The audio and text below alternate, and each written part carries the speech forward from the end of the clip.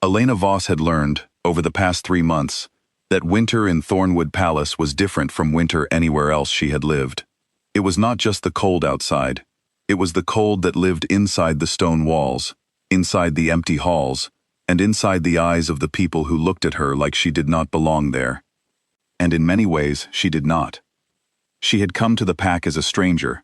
Her village had been destroyed in a raid, her family scattered or gone, and when the Thornwood warriors found her half frozen in the forest, they had brought her back not out of kindness, but out of duty.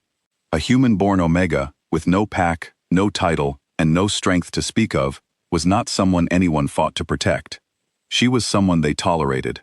Her room was in the lower level of the palace, past the kitchens, where the fires never reached.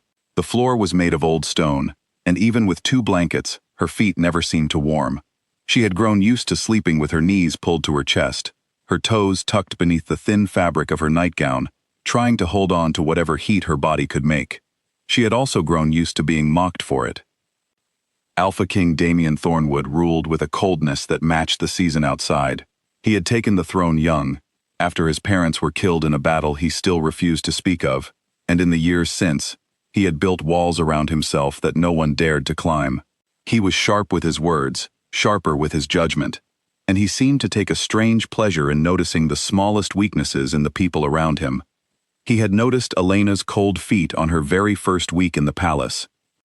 She had been sitting near the edge of the great hall, trying to stay out of sight, when he passed by with 2 of his advisors.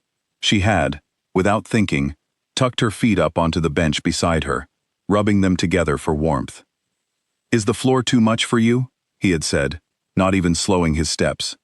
"Perhaps we should carry you everywhere, little Omega, so your feet never have to touch anything at all." The advisors had laughed. Elena had said nothing, because there was nothing to say. She had simply lowered her feet back to the stone and stared at her hands until the group moved on. It became something of a pattern after that. Whenever he saw her curling her feet beneath her, whenever he saw her rubbing her hands together or shivering near a doorway, he would say something.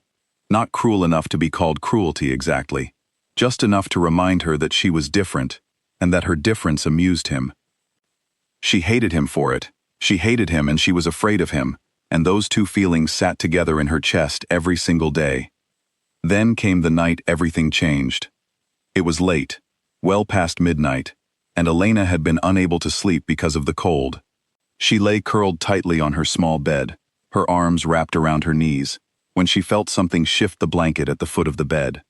She sat up quickly, her heart pounding, ready to call for help, but what she saw made the fear catch strangely in her throat. It was a wolf. A massive one, larger than any wolf she had ever seen, with fur as black as the night outside her window. It had curled itself gently around her feet, its body warm and heavy, and it was looking at her with eyes that glowed faintly silver in the moonlight. She should have screamed. She should have run, but something in the wolf's gaze held her still. It did not look like it wanted to hurt her. It looked, if anything, like it was waiting to see what she would do. "Are you lost?" she whispered, unsure why she was speaking to a wolf at all. The wolf only lowered its head slightly, resting it near her ankles, and let out a low, quiet breath. And for the first time in months, Elena's feet were warm. She did not sleep much that night, too aware of the massive creature curled beside her, but she did not ask it to leave either. By the time the sky outside began to lighten, the wolf rose silently, nudged the blanket back into place with its nose, and slipped out through the small window she always left cracked open for air. She had no idea how something so large had fit through it, but by the time she rubbed the sleep from her eyes, it was already gone. She told herself it must have wandered in from the training yards, that it would not come back. But the next night, it returned, and the night after that. Every single night, without fail, the black wolf would appear sometime after midnight, curl its body around her freezing feet, and stay until just before the palace began to wake. It never spoke, of course. Wolves in their shifted form rarely could, unless they chose to reveal themselves fully as their human selves, and this one never did. But something about the way it watched her, the way it seemed to relax the moment it settled beside her, told Elena this was no ordinary animal. She began to notice something else, too. The wolf's eyes were the same shade of stormy gray, as Alpha King Damien's. She dismissed the thought the first time it crossed her mind. It was ridiculous, she told herself. The Alpha King was cold and dismissive, and clearly found her beneath his notice, except for the moments he wanted to remind her of exactly how beneath his notice she was. Surely his wolf, the truest part of him, would not seek her out every night just to keep her warm. And yet, the pattern continued. And the more it continued, the more she started to pay attention to small details during the day. The way Damien sometimes looked tired in the mornings, as though he had not slept properly. The way his gaze would linger on her for just a moment too long, before he turned away and made some sharp comment to cover it. One morning, gathering her courage, she asked him directly, "Does your wolf wander the palace at night, Alpha King?" He had been reviewing papers at the long table in the hall, and he looked up at her with an expression she could not quite read. "Why do you ask?"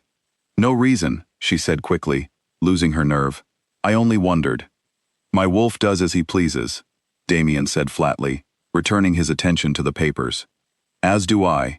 Neither of us answers to servant girls who ask too many questions."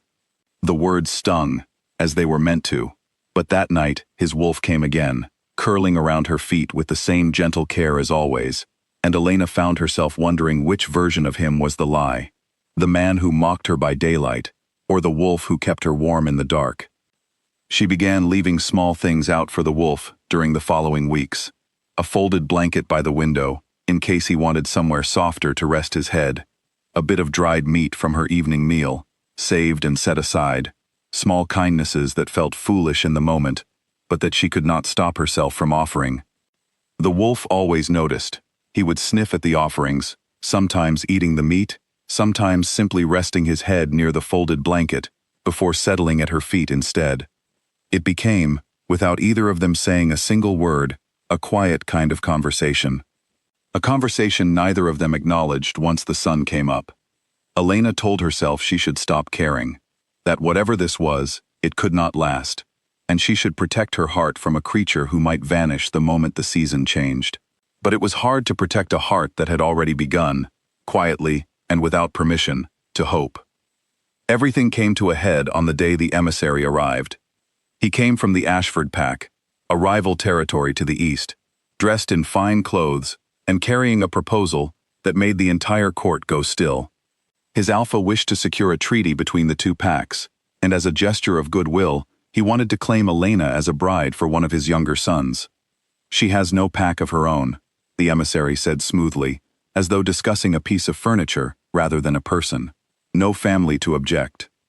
It would settle the matter of the treaty quite neatly, and the Ashford pack would see to her comfort far better than a cellar room, I imagine. Elena stood frozen at the edge of the hall, her hands twisting together, humiliation burning through her at being spoken about so plainly in front of the entire court. She had no standing to refuse. She had no pack to protect her. She braced herself for the arrangement to be settled, without her having any voice in it at all. Then Damien rose from his throne. "No," he said, his voice cutting through the hall like a blade. The emissary blinked, clearly startled. "Alpha King, the treaty." "I said no." Damien's eyes had gone dark, his shoulders squared in a way Elena had never seen before.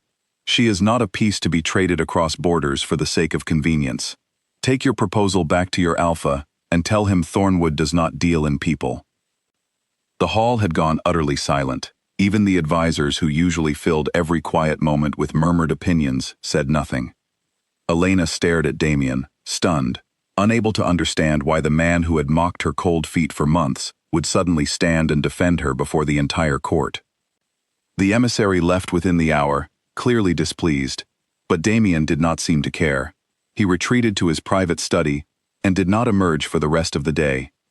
That night, Elena waited for the wolf, her mind spinning with questions she did not know how to ask. When he arrived, curling around her feet as always, she found herself speaking before she could stop herself. "Why did you do that today? In the hall?" The wolf lifted his head, his gray eyes meeting hers in the moonlight, and for a long moment, neither of them moved. Then, slowly, the black fur began to shift, the massive shape folding and changing, until Damien himself knelt at the foot of her bed, breathing hard, his eyes still holding that same silver light. "Because I could not let it happen," he said quietly. Because my wolf chose you months ago, the very first night I came to your window, and I have been too much of a coward to admit it since. Elena's breath caught. You mocked me. Every day. In front of everyone. I know. His jaw tightened, shame flickering across his face. I told myself it did not matter what my wolf wanted. I told myself that claiming an Omega with no pack, no standing, would only weaken my hold on this throne further than it already is. So I mocked you by day, and came to you by night, and I told myself that made it safe, that if I never said the words aloud, it would not be real. And now?